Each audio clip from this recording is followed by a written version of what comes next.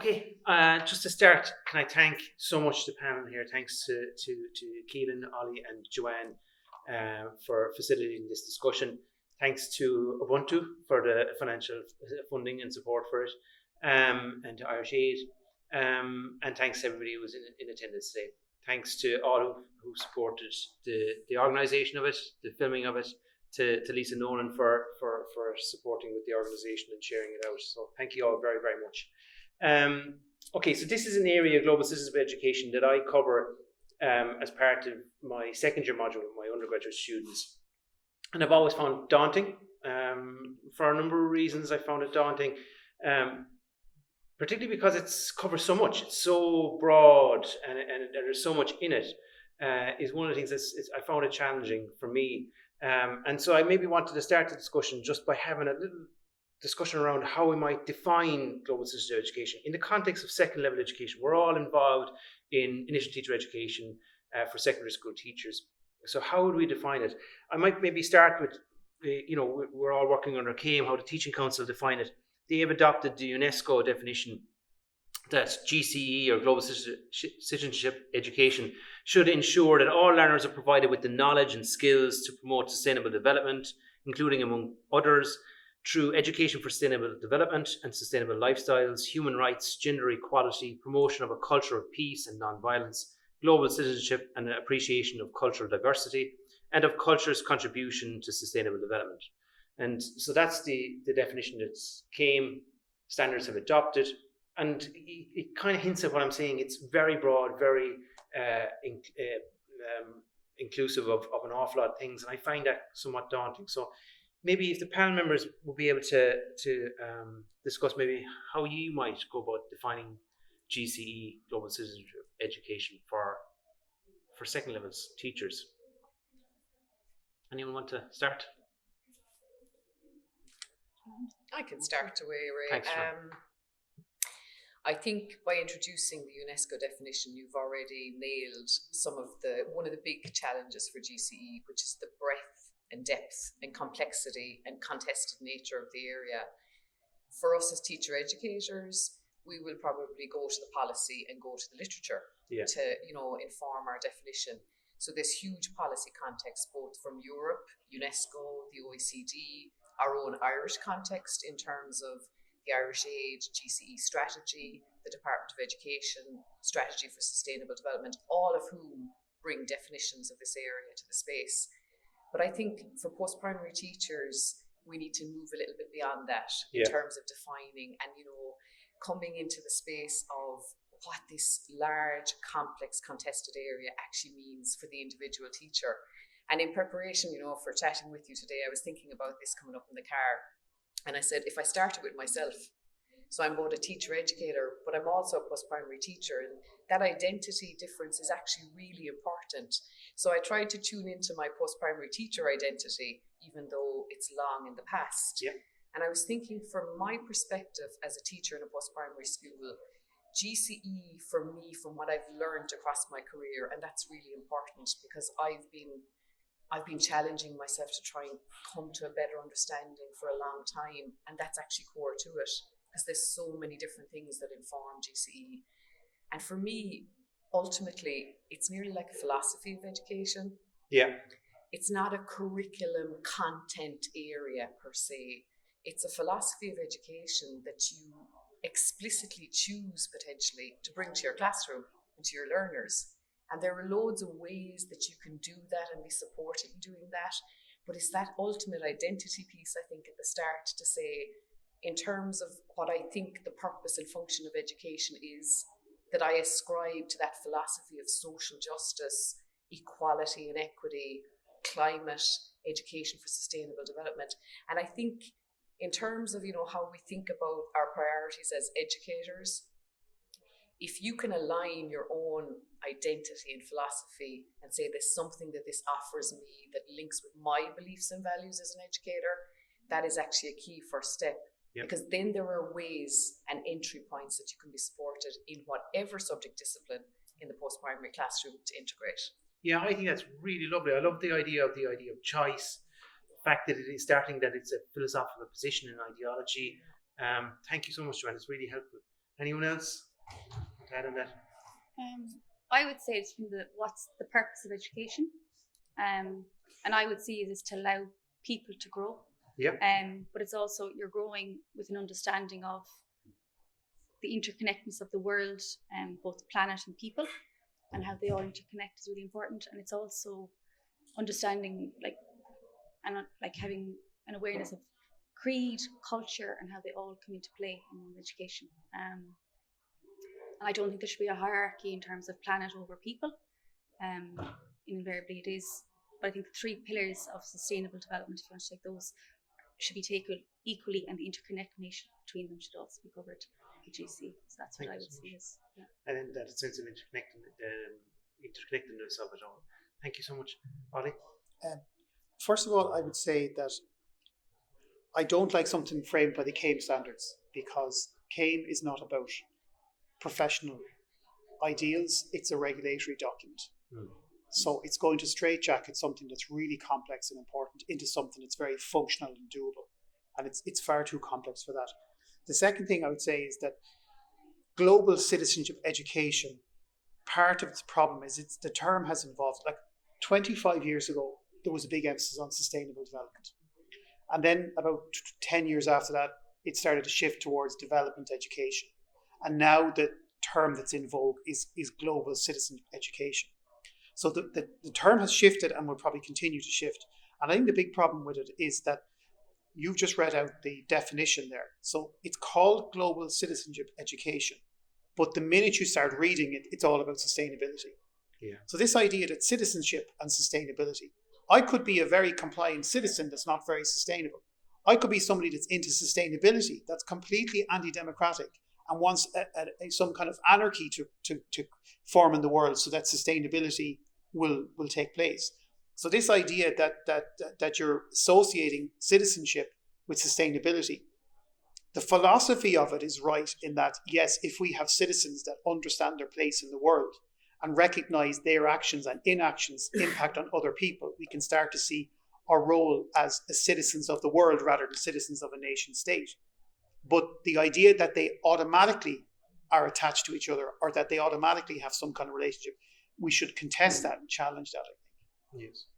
I think that ties nicely in with what Keelin was saying about that piece about understanding that our actions have consequences for others, that they're not in isolation, that interconnected piece of it.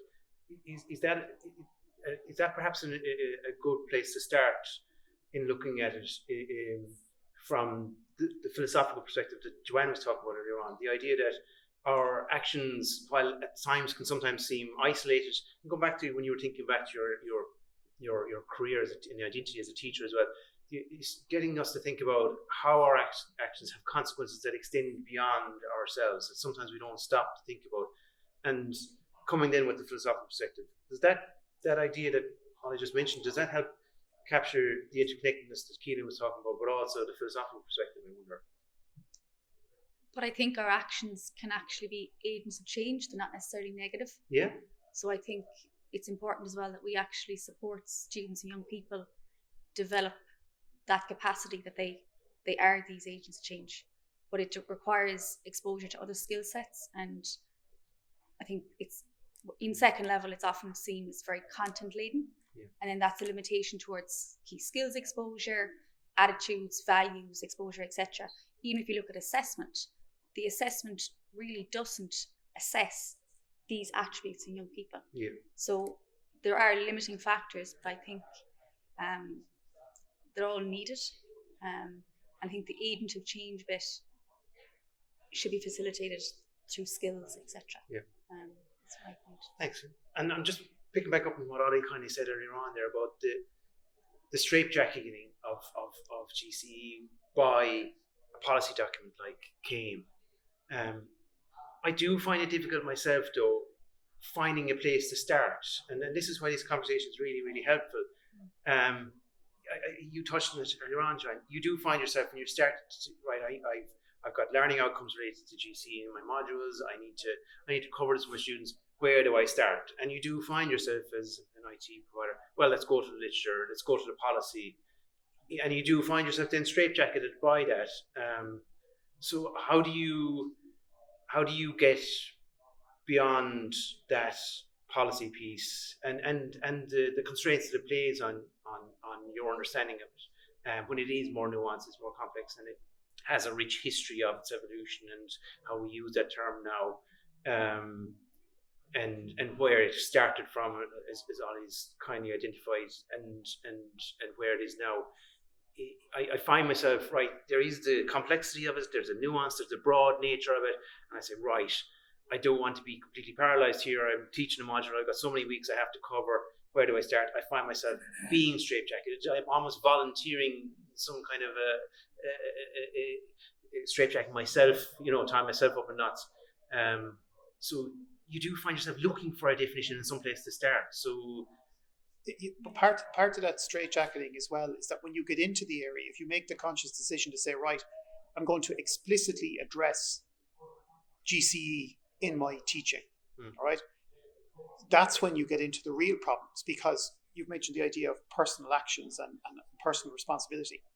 Of course, there's certain vested interest groups would love us to think that these fundamental challenges to the globe are got to do with our personal actions. A lot of it has nothing to do with us. If I go to buy something in a shop, most products are going to be wrapped in plastic. A lot of them don't need to be wrapped in plastic. I can't go into the supermarket and demand that I get something that's not wrapped in plastic. So I think it's very convenient for vested interests to say that the responsibility is on ourselves, right? But at the same time, people have agency. So there's that kind of tension there between, well, actually part of it is recognizing that our actions can have an effect, but also recognizing that there are other issues and problems that are well outside of an individual's control. For example, if you were to look at the level of political lobbying that goes on in Ireland, in our own parliament, and in the European Parliament, that often undo a lot of the democratic decision-making that's taken place by the European Parliament, the Irish Parliament, around issues around sustainability. Means that, like, we have to be realistic with individuals too, that it's not about them taking action, because often their action or inactions is largely insignificant in the wider context. I think it's more about educating individuals around the issues so that when the conditions are right, they will understand the direction to take. That doesn't mean that they go and make that change now, but that they are, in some ways, you're putting seeds in individuals' heads so that when the conditions are right, they can elect the right governments or they can make the right actions. But that doesn't mean that their actions right now will cause change. Yeah. I think there's a difference between those two things, I think. I wanted to pick up on something as well, Ray, that I heard from you as you were summarising, your own role as a teacher educator when you were charged with delivery or coordination of a module, and suddenly you find those learning outcomes explicitly related to GCE. And if we even, transfer that into the post-primary system, we will also have graduates from our programs across the country who will have a specification that will include learning outcomes that have GCE themes, EST themes, and notwithstanding the assumption now that they are readily identifiable, that's really important to acknowledge. But I really feel the sense of overwhelm in that space, because I know that space really well. Because suddenly you're charged with, exploring an area that you may feel very little confidence in or for. And I hear you when you say the first place I go is maybe look to a definition and look to the literature. That's what teacher educators do. And I think the key piece there is to acknowledge there are many definitions. And I would not see them as straitjacketing, because many of the definitions are actually so broad. So that's the first piece. So there are those definitions there. Any engagement with the literature, and you'll find researchers and authors and practitioners that bring a multitude of lenses to their GCE practice or thinking or philosophy. But I think for our post-primary pre-service teachers and post-primary teachers, I think the overwhelm is real. They are in an overloaded curriculum. They are in, contracts that are precarious. They are maybe engaging with induction or DRIHID. So there's a lot of contextual stuff there. So for me, in that space of overwhelm, and this is just like 20 years have helped me get here. I didn't get here overnight. But for me, then I always go back to myself, and I go back to myself as an educator, and I think, where do my interests lie? What are my beliefs and values and philosophy around education? What kind of teacher or educator do I want to be?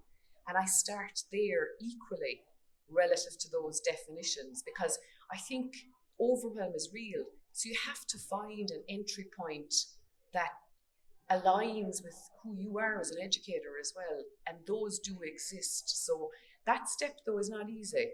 I that's really helpful for me. And I'm genuinely, that's really helpful for me, because I think that it's daunting for me. It must be incredibly daunting for the students going out where they are going to be faced with specifications. As you rightly said, the workload is increasing. I think that's across the board. It doesn't matter whether it's nursing or teaching. I think it's tangible increases in workload. So it is quite daunting. But even starting, if we just start by getting students to think about the nuances, that there are multiple definitions, being comfortable with that nuance, and understanding that, and maybe starting by saying, well, what kind of teacher do I want to be? What are my beliefs, values? How can I reflect them? And how can I tie them or connect them to GCE teams? And you can't cover it all. You can't do it all. Acknowledging that you can't do it all.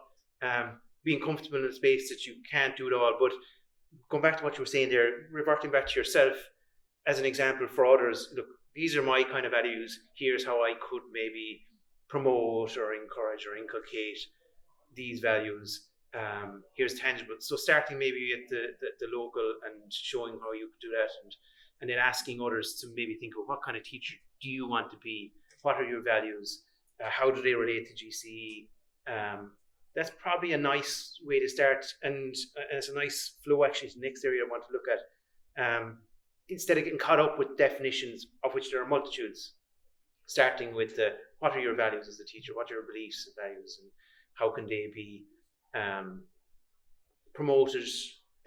How can you live those realities as a teacher? And if you follow that line of thinking, then the debate and the argument isn't about how can I integrate GCE into my teaching, right? Because if you're talking about it from a base of values and beliefs, yes, right, then it's not about some kind of how can I subversively bring this into my teaching. It's the total opposite. Yes. It's actually, no. I mean, for example, I teach a module on digital tech. I'm unapologetic in the topics I teach. And I'd say half the students are probably saying, why is he teaching some of this stuff? This has nothing to do with digital tech. But it's to be unapologetic about your own beliefs and values and saying, this is what, so it's not about integrating GCE into your teaching, as if you have this canon of knowledge in your subject. And are there opportunities I can shove bits of GCE into? Exactly. GCE is a way of being in the world, right? I mean, at the heart of it is inquiry. It's about living your values and beliefs.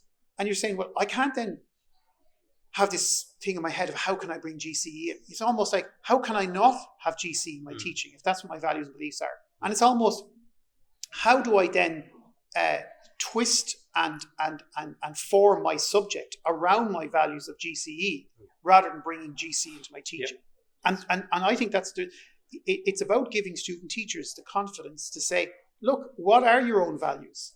And if you can't go in on a day-to-day basis and live your values, then as Jack White says, you're a living contradiction, and you need to deal with that living contradiction. So for me, it's more about if we believe in certain things, and that goes back to my point. This is a very political exercise. It is about political values.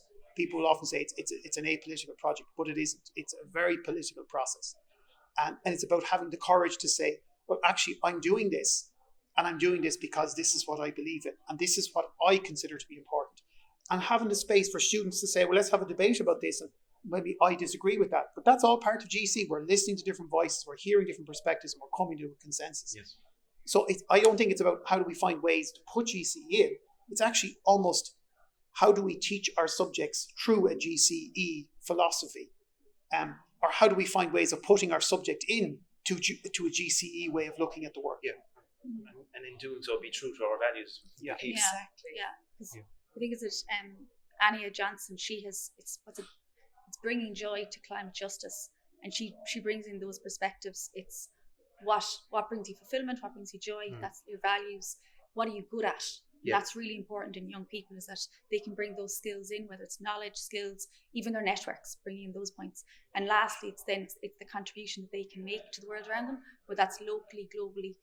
And there's those three pillars kind of allow young people to, and it even brings I know, because they can't see the problems of the future, but if they build those three understandings of how they can do it, it will enable them to do it later on. Yeah. So it's really important. Yeah, I love that. And I think we have to be mindful, though, Ray, of the inherent challenges, what we know from the research evidence base in particular, both about teacher educators, student teachers, and newly qualified teachers. Like, one inherent maybe assumption is that people readily know how to identify their own beliefs and values. That's the first one. Yeah. I am facing 50, and I'd say about 2 years ago, I realized that the beliefs and values by which I lived my life, I had inherited from my parents, and I had never taken the time to interrogate those beliefs and values in terms of, did they align with me, Joanne? And that is as true as I'm sitting here. Yeah. And I never knew that for a very long time. That's a very good point. There is that assumption that we can, and I know we promote critical reflective practice and everything else, and it's getting right to the heart of the next question, which is the challenges around addressing GCE within secondary education. It's a really busy ITE curriculum. It's a really busy school life now.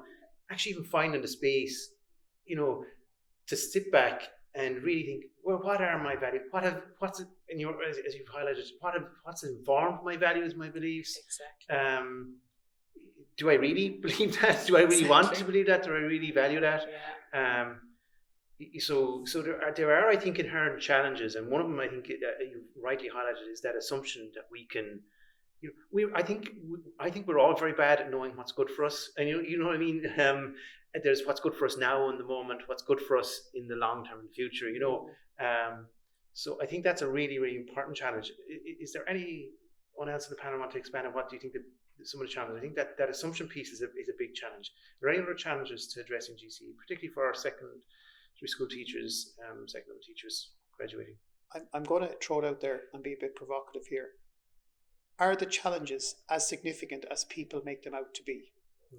And I'm going to take a very practical example. We have a junior cycle framework where teachers have the flexibility and the autonomy to develop their own short courses, right? I don't see a lot of short courses on GCE or topics that expand and develop and work on GCE. So I see this very similar to the way there was a lot of arguments years ago around the digital technologies and trying to get teachers to use digital technologies. And it was a theory put forward by Urtemer in Netherlands, and said that teachers often use the excuses of, well, I don't have the time and I can't get access to the computer room, etc., to hide the real reasons they're not doing it, because they simply don't believe in it, right? And I think there's an element of that going on here. We can say, oh, well, the curriculum is really busy and we don't have time. If you really believe in something, you'll find time to do it. Full stop. If something is really important to you, you'll do it. If it's not so important, you won't do it, and you'll also develop some kind of alibis as to why it's not important to do or why you can't do it. And there are loads of examples out in the literature and loads of examples online where teachers can bring in their own values into their teaching while still maintaining the integrity of what the subject specification requires and stuff like that. So I would challenge that. I think part of the reason that it's not being brought in is because, and I'm going to be very provocative now, is that when it comes to global citizenship education, we in this Western world don't see the full effects of issues around an unsustainable planet. So, we will give out that we don't have the summers that we used to have and that it's raining more, but we can get on a flight and we can go to Spain for 2 weeks. We don't see people that are displaced because of desertification, for example, or because of climate change in other parts of the world. We have always we've always transferred the problems of climate change to the poor global south. So let's be honest here. We are very privileged people living in a privileged part of the world. And so issues of sustainability don't really affect us. You know, we're proud that we have an electric car and we do something for the planet, or that, you know, I have a carry cup and I don't use. That's the extent of our commitment in a lot of Western countries to issues of sustainability. So part of the reason is because it's not affecting us. You know, if it affects us, we will change it. If it's not affecting us, we won't. So that's why I think the global part of global citizenship is to recognize it may not be affecting you, but do you have empathy and understanding of how it's affecting others? And I think part of the reason is there's a level of kind of Eurocentric or Western-centric selfishness that causes us to say we'll have tokenistic references to and our work, Ray, where we looked at the analysis of the subject syllabi. There's tokenistic references to kind of sustainability and global citizenship education, but there's not a kind of a real authentic attempt to say there's something fundamentally wrong with a syllabus or with a curriculum that has caused us to develop such a level of, you know, apathy towards these global issues. I want to just pick up maybe on something Ollie said there as well, Ray, that is so interesting. Like, the research evidence tells us that oftentimes pre-service teachers and NQTs, newly qualified teachers, find integrating GCE into their practice challenging because of time, school culture, precarious contracts. One of the qualitative responses that I read so often is, I need to find my place and footing in the school, and in 3 to 5 years I'll then turn back towards. That is all over the research evidence base. But the interesting thing, and Ollie mentioned it earlier on, it's not only that GCE is not apolitical, education is not apolitical generally. And the person or the educator that thinks they enter into a classroom not bringing all of their beliefs and values with them, that is very problematic. So it's not just even about ascertaining what those are. They are in the classroom with you. They're in the classroom with regards the language you use, the inferences, the hidden curriculum that is in there with you, how you engage with various students, the judgments and perceptions you bring in before, while you're in there, and after. It's always with you. So education is not apolitical. Education is a very political space. GCE is a political space as well. But I think for our pre-serve, and this lays out a massive challenge to teacher educators and post-primary teachers, the fact that we are trying to create a space for people to consider that. Consider that your beliefs and values are in the classroom with you. Then consider the space of saying, if I was to ask you to, number one, bring them into awareness. Number two, start to maybe prioritize, because we can't bring everything. We can't have everything. We can't be all things to all people. So if I'm asking you to prioritize and say, okay, GCE mightn't be top of your priority, that lens, that philosophy of education, it may be something else. And we have to accept that too, because these are people's fundamental beliefs and values. But if it is, what does that mean in terms of the classroom? So yeah, it's really... This is really helpful. And I'm with all sincerity, if you go back to when we talked about how defining it, if we go back to the idea that this is our values, beliefs, and the fact that it's not apolitical, the fact that you're going to reflect your values some way in the classroom, always, and in some way that's going to connect to GCE themes or issues. It's almost, and it's the idea that, I don't have time. The reality is you're doing it. It's about making something explicit almost. It's almost maybe affording yourself the space to actually think critically about it and saying, well, I'm going to reflect my values and beliefs. Whether I'm conscious of it or not, I'm going to do it in my interactions, in what I say, the language I use. So saying that I don't have time for it, or I don't, the curriculum's too busy, or the school culture, if we take it back to the fact that it's beliefs and values, maybe it's about encouraging ITE students to think, well, how are your values going to impact on GCE teams in the classroom, as opposed to instead of how can I integrate GCE in? How? But it's also, I suppose, Ray, if you were thinking about one of our second-year undergraduate students sitting listening to this conversation now, and I'm making a judgment and an assumption here, I would consider they'd say, Joanne, you're in your ivory tower. You're talking in such an abstracted way that is it's too far. I need a hook. I need something that I can hook into, that I understand. Abstracting about beliefs and values, and I'm literally charged with delivering 12 class periods or 15 class periods on school placement next term, and you were talking about beliefs and values. Like it's in the literature, and I have great colleagues in the School of Education here and across the country, and they often say, like, you need to consider who you're teaching in front of you, as well as your own beliefs and values. Like, you have to there's a gap sometimes, because I've been thinking about this stuff for 20 odd years. I'm in a very privileged position to be able to do that. You know, you have to consider. Make it tangible. Exactly. But like, if you take it, like take a very practical example. How many kids walk into a classroom early, 5 minutes early into the class, and the teacher's there, or before the class starts, and the teacher says, well, did anyone see, the points scored by Tony Kelly at the weekend, or whatever issue, right? Well, all it takes is a teacher to say, well, did anyone see something on the news about ... and introduce some issue around maybe climate change or some issue around conflict in the world.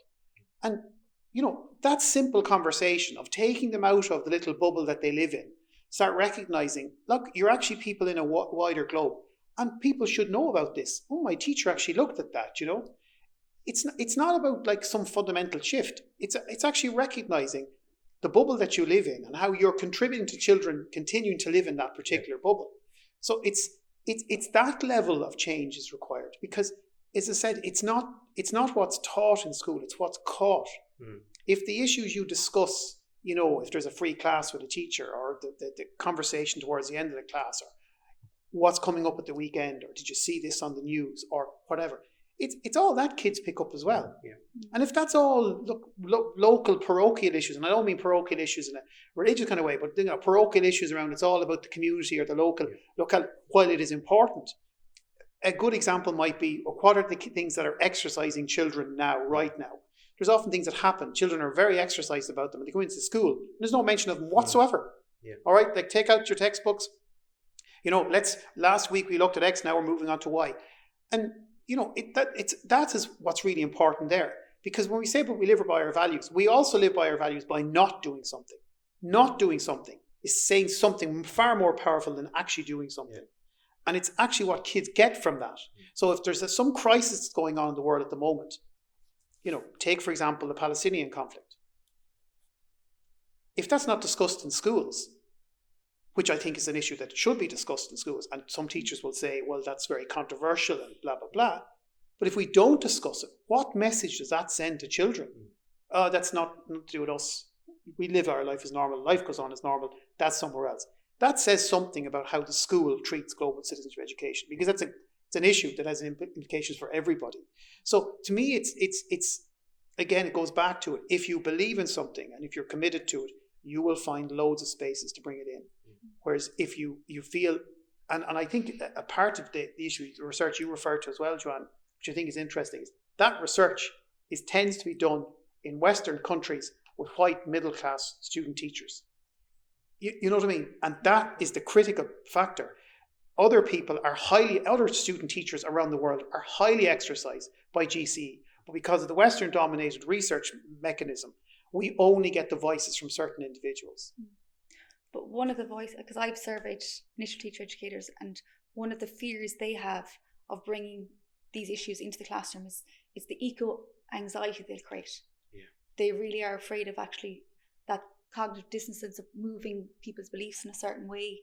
Is it political? Will it come back from parents? There's all these issues that they don't want to bring into the classroom for those reasons. So there is, I think that's really a big important challenge that is out there. And they also they see, well, what's my role here as a teacher? Is it to give them information? Is it to develop their skills? And majority would say it's probably just to give them the information, because they're afraid of that anxiety they might create in young people. And that's a wonderful, that's the heart of the dilemma, I think, because that's where the courage comes in. The courage of your convictions. Are you, and I think I agree, is this too controversial to teach? Am I concerned about parents coming in? Like, take a very practical example. I am doing, for example, water quality in science. And I draw on research to show that farming is the biggest contributor to the degradation of water quality. And I know that half the kids in the class are from a farming background. And it's likely that a parent is going to come in and say to the principal, do you know the science teacher has been saying now that farming is causing the eutrophication in the local lake here, and that the water quality in the local rivers are caused by my actions. I think you need to do something about that, blah, blah, blah, blah. And that's about courage. It's about the courage to say, actually, it is okay to put students into a level of disequilibrium. Like Piaget says that learning takes place when kids are put into a level of disequilibrium, where the certainties that they had are taken away from them. And it's a bit like the certainties of stabilizers on a bike. You take that away, you have to learn how to balance that bike yourself. And in some ways, it goes to courage of teachers, but also what learning actually is. Is learning about maintaining certainty for children, or is it actually about getting to feel comfortable in the uncertainty? Is it running towards the white or the black, or is it actually feeling comfortable in the grey? And part of the polarization of society is about having to take sides. Are you for the Palestinian conflict, or are you for the Israelis? Are you liberal, or are you conservative? Are you X, are you Y? It's always about polarizing people, when in fact education takes place in the centre, in the uncertainties. And it goes back to the critical thing you've mentioned, Keelin. It's about having that courage to say, actually, no, if I don't say something about this, it's saying as much as if I do say something about it.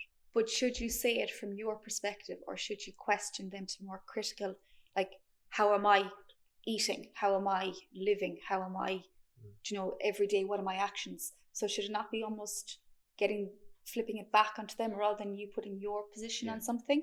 Because does that then put a perspective in a young mind? Yeah. So that's really it's a little important. bit.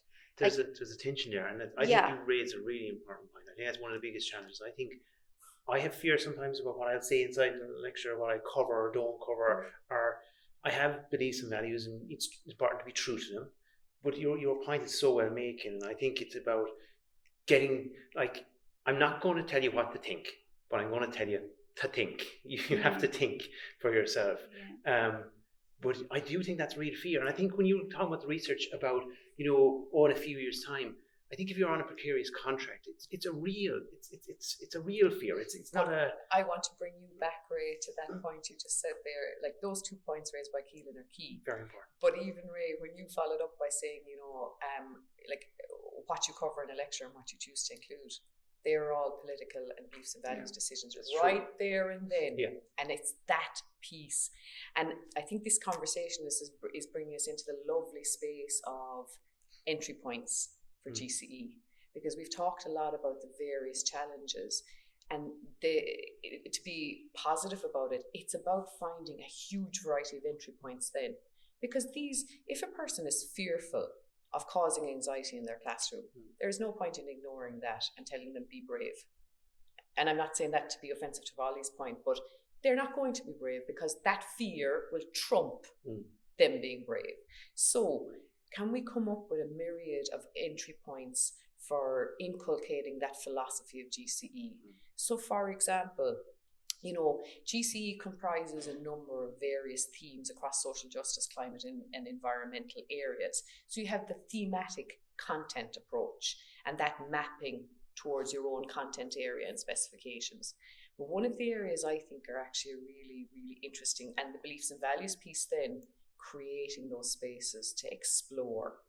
But I think pedagogy is the other key area, around maybe adapting critical pedagogies into your practice as a teacher educator or a post-primary teacher.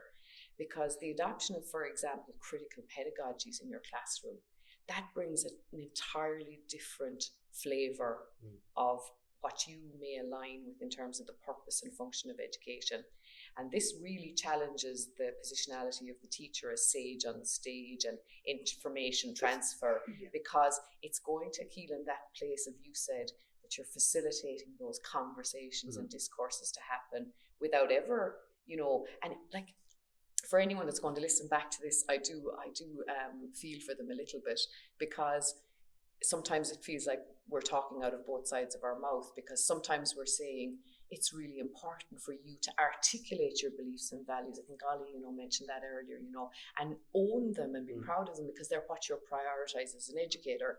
Then in the same hand, we're saying sometimes it's about creating those pedagogical opportunities where you can create the place and space for criticality to emerge without ever, nailing your beliefs and values or positioning them or sharing them explicitly. But I don't think, personally, and I'm really learning from this conversation, but I don't think they have to be, it doesn't have to be a zero-sum game. I think you can be explicit, well, this is where I lie on a particular issue, without enforcing it, and at the same time getting others to think about where they position themselves. So you can be true to your values and in many times be explicit on your values, while also not being dictatorial or prescriptive that somebody else has to share the same beliefs. It's about being open to those other perspectives. So I don't think, you mentioned about talking out both sides of their mouth. I think I don't see the conversation personally, if people are listening back, I don't see it suggesting that. I see it as embracing the fact that, first of all, we do go into teaching, whether it's us as lecturers or graduates, with a set of beliefs and values that do influence what we choose to cover, how we cover it, what we say, what we don't say, how we interact or don't interact with people. And I think it's okay to acknowledge that, and that's been really useful for me. But also the importance of Keelin's point about not forcing one's value on someone else, but getting them to think and critically engage with their own beliefs, their own values, their own actions or inactions. I think you can do both. And I think it's that brilliant space, sorry Ali, that brilliant space, Ray, of I can have a belief and value system, but it's about the fact that others can have and live others. And it's about, I think, bringing alternative lenses and perspectives into the classroom. Yeah. But there's one little piece that, and I struggle with this a lot. I would have been charged with leading a module here in the School of Education in UL called Planning for Learning. And the core function of that module is around getting students to think about their decision making around planning. And I remember getting one feedback comment in an evaluation one year, and it has stuck with me since. And the comment said something along the lines of, Joanne presents a perspective of planning, and she expects that, that's the bottom line and we all have to follow it. In other words, that there was no room for problematization. There was no room for a possible alternative. It was, do this, this, and this. Now, the interesting thing for me as an educator, Ray, was I never had awareness that was the implicit message I was obviously sharing to some degree. I never had an awareness of that. So as educators, it's the shadow part of our role. Yeah. It's the implicit and explicit stuff. And Sorry, Ali. And that's what I was trying to say, that to suggest then that you hide your values because they won't see them. I mean, it's like me going in to give a lecture on sustainability and the students realize over the course of 3 weeks I've worn a different pair of clothes every single day. And you're saying, how the hell is that sustainable? So it's not this idea that, as Paulo Freire says, all education is a political act. The choice not to teach something is as much as powerful as the choice of teaching something. And I'm not saying that you're imposing your beliefs, but let's take a very practical example. I have a particular belief in the way the game of hurling should be played, right? Now, if I say that to a group of players, it doesn't mean I'm imposing that on a group of other managers. I'm starting a conversation saying, here's my way that I think the game of hurling should be played. Now, because I've said that, it then initiates in you, well, what's my beliefs in the way the game of hurling should be played? And now we can have a conversation. But if I never actually state those beliefs in the first place, we can't have a conversation about our beliefs and philosophy about the game of hurling. And it's exactly like development education, or it's exactly like issues got to do with sustainability. If I don't set out my own, this is, that phrase, if you want to know me, come live with me. You have to understand my beliefs so we can then sit down and have a conversation. And the other thing I think what's at the heart of GCE education is critical reflection and reflective practice. I think that it's not about, I know you mentioned the importance of pedagogies. I think they come later. So take the example of somebody that says, I don't want to induce anxiety amongst my students. Well, that says more about your personal philosophy about what education is about, because what you're saying is education is about appeasement. Don't frighten students. Don't just appease them there. Everything, the world is lovely and happy. Click your heels. Everything's going to be okay. You need to critically reflect then on, well, what are my own beliefs that cause me to think that teaching should not be about inducing anxiety? That learning is an uncomfortable act, because learning is a slow, gradual process to realize we don't know a lot of things. You know, the more we learn, the more we realize, the less we know. That is it's a humbling thing, but it's also quite a destabilizing thing, because all the certainties that you think you have are slowly stripped away. Now, that's my philosophy of learning, then I won't have a problem with inducing anxiety or discomfort amongst learners. So I think it's about critically reflecting on what our job is as an educator and what the act of learning is. Is it a process of moving towards certainty, which I think, unfortunately, in Western education, that's how education is seen as? Or is it a process of moving towards uncertainty? My philosophy is education is a process of moving towards greater uncertainty and feeling comfort in that uncertainty, as opposed to moving towards this kind of magical, kind of utopian element of certainty. Yeah. And that has profound implications about how you teach and what you teach, in particularly in the context of GCE, I think. Well, that's very helpful.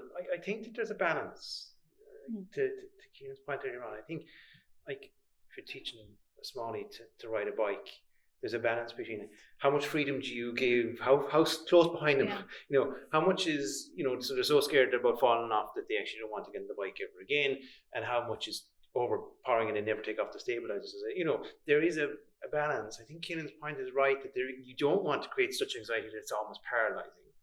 And yet, but that's part of growth. That's part of You growth as have well. to have So it. so But how I do you think do that? it's allowing them then the action.